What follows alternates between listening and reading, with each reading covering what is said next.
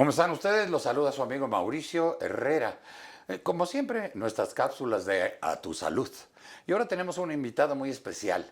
Siempre he tenido el interés, la curiosidad, porque cuando digo, por mi edad, en mi época, los doctores era doctor general. Un doctor te veía todo, iba a tu casa aparte. Si tuvieras lo que tuvieras, él tenía que ver contigo, no tenías que ver a nadie más. Pero con la época, en la tecnología, empezaron a salir muchas especialidades, ¿no? Eh, Este, doctores dedicados al cardio, dedicados a la osteoporosis, a todo es especialidad ya.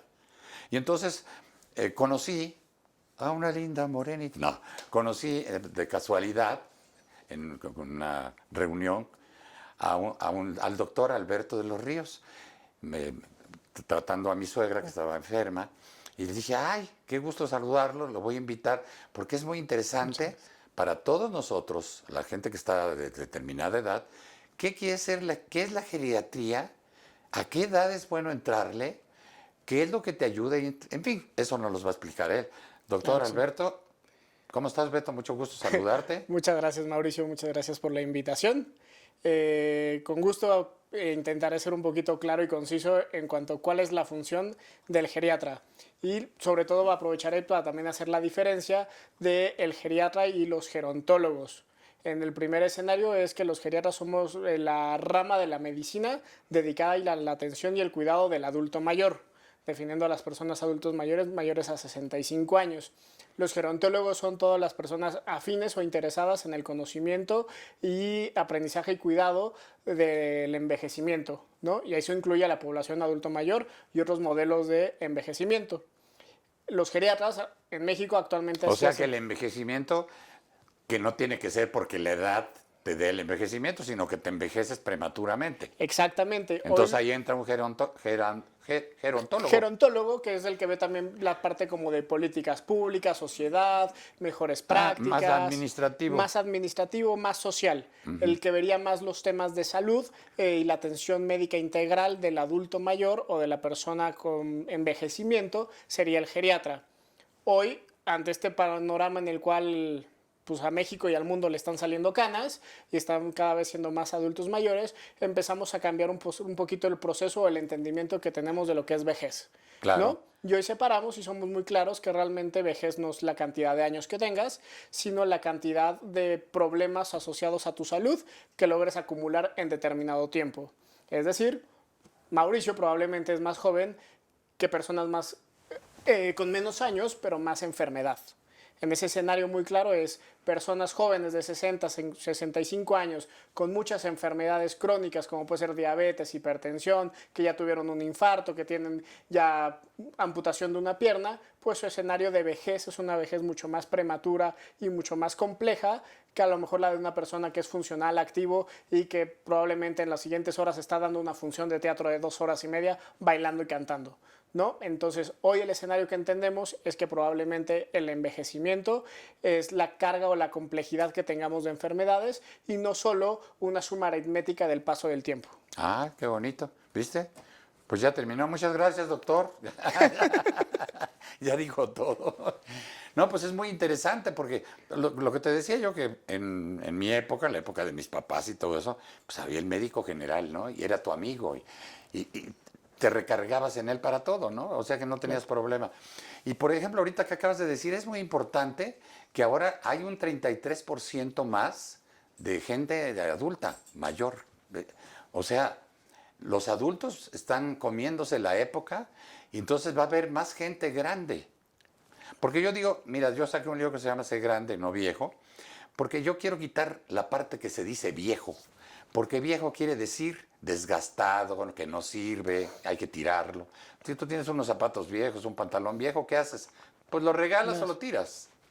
Y Exacto. entonces el viejo también se usa despectivamente, peyorativamente con la gente. Y los seres humanos, a mí no me ha tocado porque afortunadamente soy una gente, como tú dices, activa, entonces no siento la vejez ni la toco. Pero sí conozco mucha gente que a determinada edad sus propios hijos los han utilizado y los han desechado y les dicen, ya papá, ya cállate, mamá, ya, hombre, Háblale a tus amigas y no estés dando lata ya. ¿Y por qué no ves la tele? ¿Por qué no ves las noticias? Y los van haciendo sedentarios y entonces la persona que es grande y no vieja se empieza a poner vieja, ¿no? Se Sí, empieza a enfermar, porque la enfermedad puede ser parapsicológica también. No es que te contagies, es que si tú no haces nada y te entra una depresión y una tristeza y todo eso y estás sentado viendo todo lo que está pasando, que es horrible, y que el gobierno quién sabe cómo vamos a salir y qué va a ir a pasar, y luego te jubilas de la vida, no del trabajo, ¿no? Entonces, exacto. pues entonces es cuando necesita uno un consejo de un geriatra.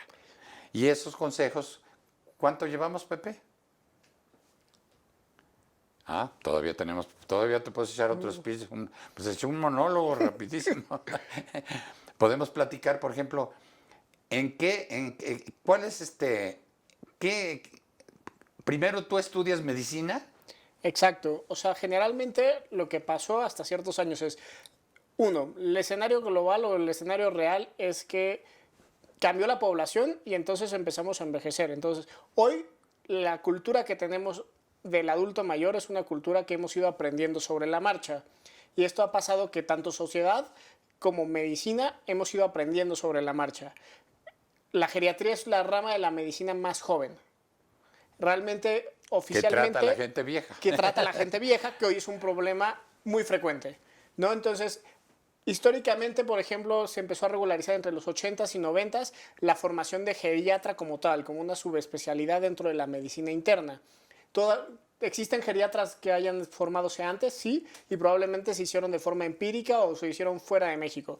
Los fundadores, por ejemplo, de la geriatría sería el doctor Luis Miguel Gutiérrez Robledo o el doctor Carlos Diver, que son personas que sí se formaron fuera de México con conocimientos en geriatría y que cuando regresan a México implementan los primeros servicios de geriatría en el país y eso da pie también a generar entonces la especialidad de geriatría.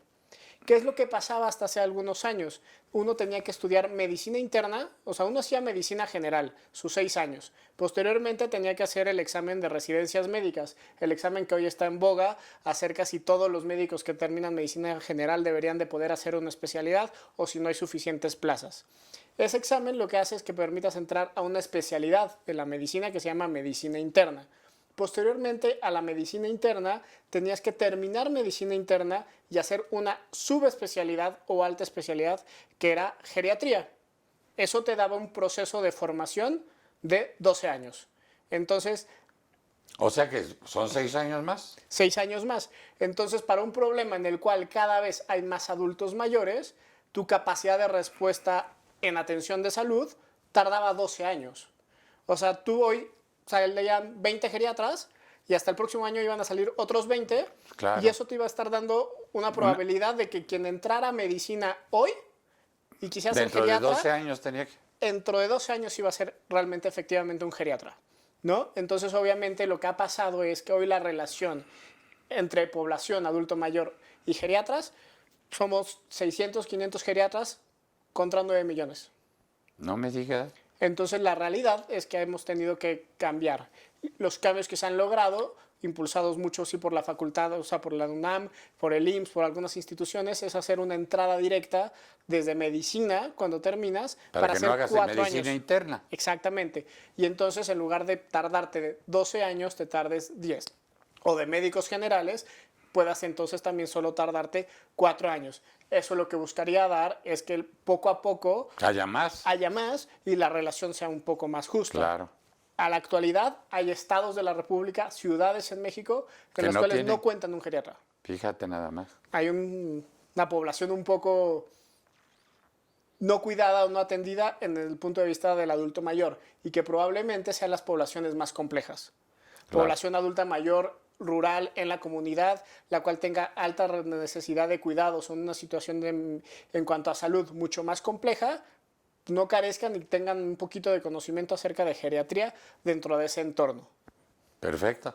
Bueno, pues qué bueno que hemos tenido una plática muy intensa y yo realmente estoy aprendiendo mucho también de esto porque, por ejemplo, la medicina interna es la que trata todo lo que es los que son internistas que están en los hospitales, ¿no? Exactamente, la medicina interna sería dentro de la rama de medicina general, con lo que platicabas de que hace muchos años solo había un médico general, cirujano, partero, y conforme fue pasando el conocimiento científico, empezó a especializarse y a subespecializarse. Después de medicina general salieron dos grandes troncos, o cuatro, más bien, sería pediatría, que era la atención en medicina del niño o niños. infante, menores de 16 años, la mujer y el embarazo, que sería la parte ginecobstetricia, y otras dos ramas, que era medicina interna y cirugía general, ¿no? De medicina interna iba a entrar toda la atención integral del adulto, y ahí veías todos los problemas que ahora ven el cardiólogo, el endocrinólogo, el reumatólogo, el nefrólogo, el gastroenterólogo, todas las especialidades, que eso fue el primer como tronco común, que fue la medicina interna. A partir de esta empiezan a surgir todas sus ramas o subespecialidades, que serían ya todo el tratamiento o el manejo mucho más orgánico o específico. Y esto lo ha dado, repito nuevamente, la experiencia y el grado de desarrollo científico. De necesidad, ¿no? La necesidad. Porque si dices que hay lugares que no, ni siquiera, yo creo que no saben que existen, ¿no? Exacto. Bueno, pues muchísimas gracias por esta cápsula que nos ha informado muchísimo. Se suelta y hay que estar rápidamente captando todo lo que está diciendo, pero muy bien, sabiamente y capacitadamente. Nos estamos viendo. Muchísimas gracias, Alberto. Gracias. Nos vemos en la próxima cápsula. Vamos a ver ahora cosas referente ya directamente con las enfermedades que en el proceso de la edad van surgiendo para necesitar un geriatra. Esto es A Tu Salud. Nos vemos en la próxima. Hola, les saluda su amigo Mauricio Herrera para invitarlos a visitar Centro Santa Fe, el centro comercial más grande y completo de México. El único donde encontrarán todo lo que buscan por su gran variedad de giros en sus más de 500 locales comerciales y, por supuesto, las mejores tiendas departamentales del país. ¡Los esperamos!